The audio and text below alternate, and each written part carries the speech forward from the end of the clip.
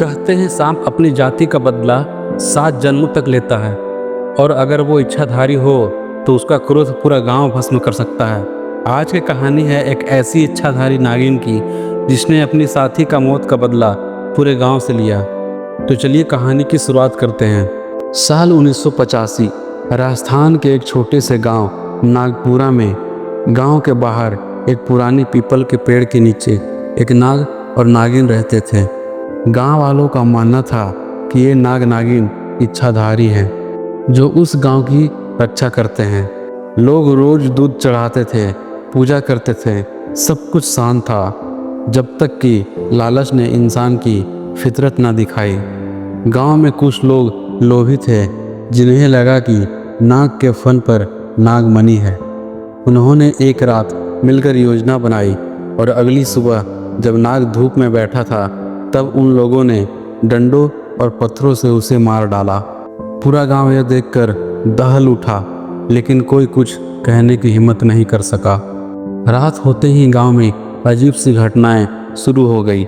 किसी के घर में दूध खोलकर गिर जाता तो किसी के बच्चे को सांप काट लेता और धीरे धीरे एक एक करके वो सभी लोग जिन्होंने नाग की हत्या की थी रहस्यमय मौत मरने लगे।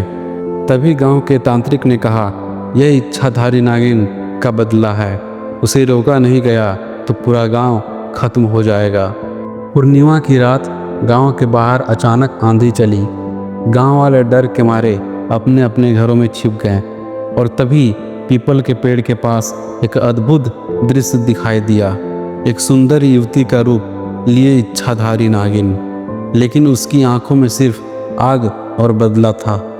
वो धीरे धीरे इंसानी रूप से विशाल नागिन के रूप में बदल गई, फन फूला हुआ, आंखों में क्रोध की ज्वाला लिए हुए। नागिन ने उन सभी लोगों के घर में जाकर तबाही मचाना शुरू कर दी जिन्होंने नाग की हत्या की थी। कहीं दीवारें से आग निकलने लगी तो कहीं जमीन फटने लगी। बच्चों की चीखें, औरतों की पुकार, लेकिन कोई नहीं बच पाया। गांव वाले समझ गए कि उनका पाप अब धोया नहीं जा सकता। आखिरकार गांव के तांत्रिक ने हिम्मत जुटाई और नागिन के सामने जाकर बोला, हे नागिन माता, ये गांव अब पश्चाताप कर रहा है। यदि आपने क्षमा नहीं किया तो ये गांव खंडहर बन जाएगा। नागिन ने उसे देखा और कहा, तुम्हारा गांव पाप से भरा है, मेरा बदला अभी अधूरा है, पर जो निर्दोष है उन्हें मैं क्षमा करूंगी। तांत्रिक ने नागिन के चरणों में गिरकर नाग स्तुति मंत्र पढ़ा। धीरे धीरे नागिन शांत हो गई और फिर वो हवा में विलीन हो गई।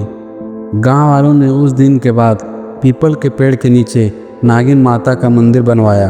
आज भी वहां लोग जाते हैं, दूध चढ़ाते हैं, क्योंकि उन्हें पता है कि नागिन का क्रोध कभी माफ़ नहीं करता। कहते हैं पूर्णिमा की रात उस मंदिर के पास अब भी एक स्त्री की परछाई दिखाई देती है जो अपने नाग को ढूंढ रही है।